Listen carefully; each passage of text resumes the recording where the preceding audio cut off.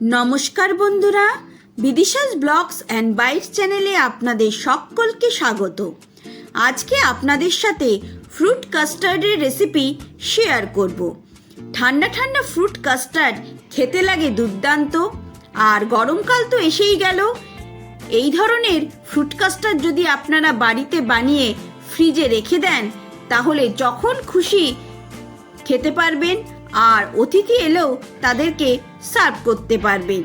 যেহেতু ফ্রুটস দিয়ে তৈরি, তাই এটা একটা হেলদি অপশানও বটে। তাহলে চলুন ঝটপট রেসিপিটা দেখে নেওয়া যাক। দেখুন, এখানে আমি রুম টেম্পারেচারের রাখা হাফ কাপ দুধ নিয়ে নিয়েছি।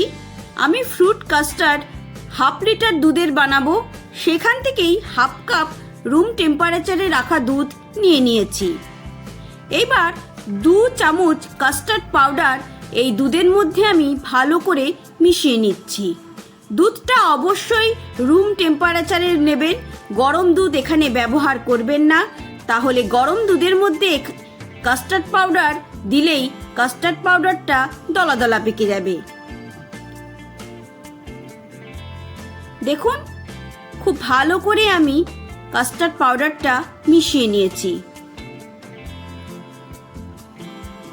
একটুকু লাম্প যেন না থাকে।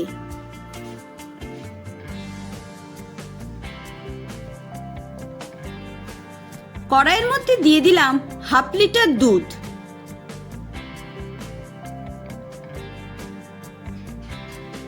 এবার ভালো করে একটুখানি নাড়িয়ে নিচ্ছি। দিয়ে দিচ্ছি কয়েকটা কেশর।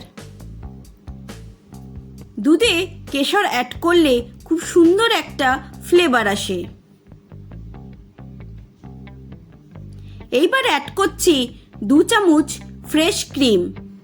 অবশ্যই দুধ গরম হওয়ার আগে ঠান্ডা দুধের মধ্যেই ফ্রেশ ক্রিমটা অ্যাড করতে হবে, না হলে ক্রিমটা দলা দলা পেকে যাবে, ভালো করে দুধের সাথে মিশবে না। এটা একদমই অপশনাল, আপনারা না চাইলে দেবেন না। তবে ফ্রেশ ক্রিম অ্যাড করলে দুধের মধ্যে সুন্দর একটা ক্রিমি ভাব চলে আসে।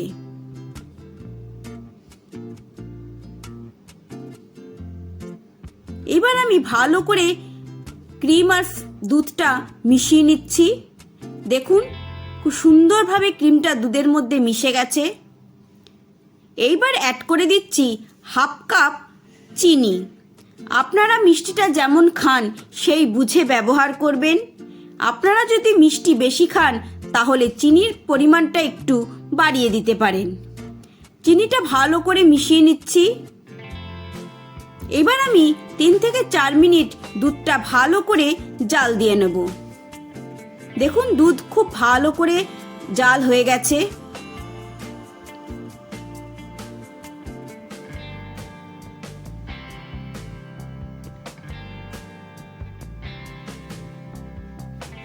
এইবার আমি কাস্টার্ডের মিশ্রণটা অল্প অল্প করে দুধের মধ্যে অ্যাড করতে থাকব, আর হাতা দিয়ে এইভাবে নাড়াতে থাকব। অবশ্যই একবারে পুরো কাস্টার্ডের মিশ্রণটা দুধের মধ্যে অ্যাড করবেন না, তাহলে সঙ্গে সঙ্গেই কাস্টার্ডটা দলা পেকে যাবে। এইভাবেই অল্প অল্প করে কাস্টার্ড আমি দুধের মধ্যে অ্যাড করব, আর হাতা দিয়ে নাড়াতে থাকব।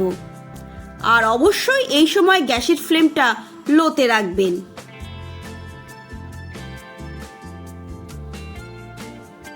দেখুন, এইভাবে হাতা দিয়ে কন্টিনিউ নাড়িয়ে যেতে হবে, না হলে নিচটা খুব তাড়াতাড়ি ধরে যাবে।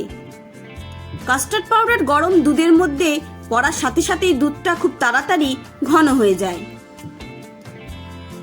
এইবার আমি 3 থেকে 4 মিনিট ভালো করে জাল দিয়ে নেব, যাতে কাস্টার্ড পাউডারটা কাঁচা ভাবটা চলে যায়। দেখুন, 4 মিনিট পর আমাদের দুধ অনেকটাই ঘন হয়ে গেছে, আর আমাদের কাস্টার্ডও রেডি হয়ে গেছে। দেখুন, হাতার পিছনটা দিয়ে আপনারা চেক করে নেবেন যে কাস্টার্ড রেডি হয়েছে কিনা।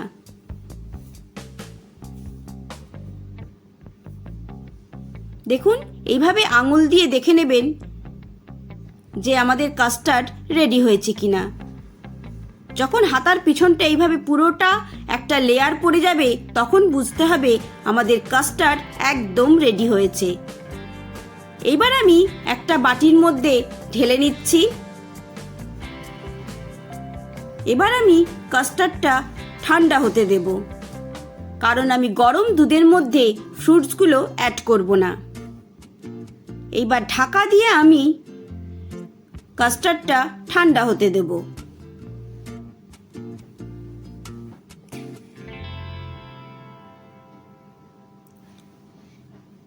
দেখুন, আমি কিছু ফ্রুটস নিয়ে নিয়েছি।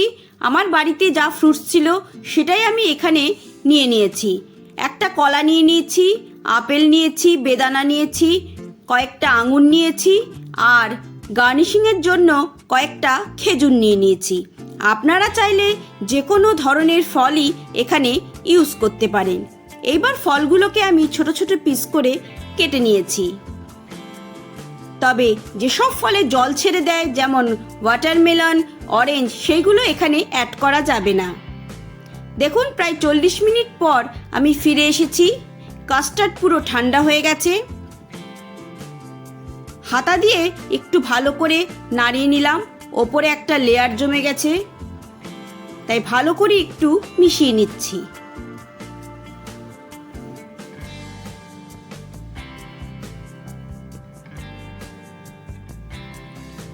এইবার কেটে রাখা ফলগুলো আমি অ্যাড করে দেব। আপেলগুলো দিয়ে দিলাম। এবার অ্যাড করে দিচ্ছি কলা,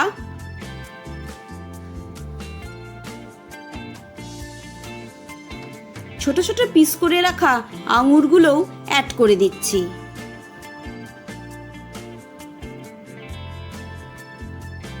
আপনারা চাইলে যে কোনো ধরনের ফলই এখানে ইউজ করতে পারেন। ছাড়িয়ে রাখা বেদানাগুলোও অ্যাড করে দিলাম।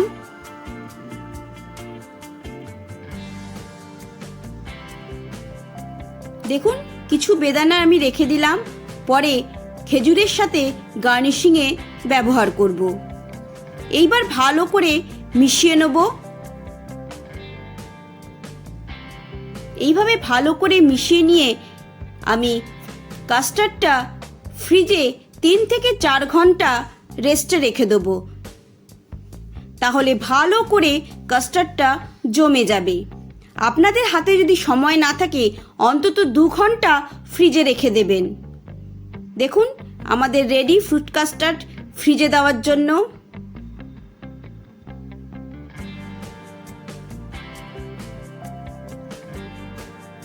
দেখুন, আমি এখানে 3.5 ঘন্টা পর ফ্রিজ থেকে আমাদের ফ্রুট কাস্টার্ড বাইরে বার করে এনেছি। কতটা সুন্দরভাবে জমে গেছে দেখুন।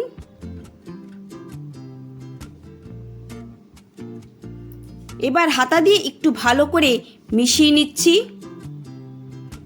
বন্ধুরা, অবশ্যই ট্রাই করবেন বাড়িতে, খেতে দুর্দান্ত হয়। এবার একটা বাটিতে আমি সার্ভ করে দেখাচ্ছি।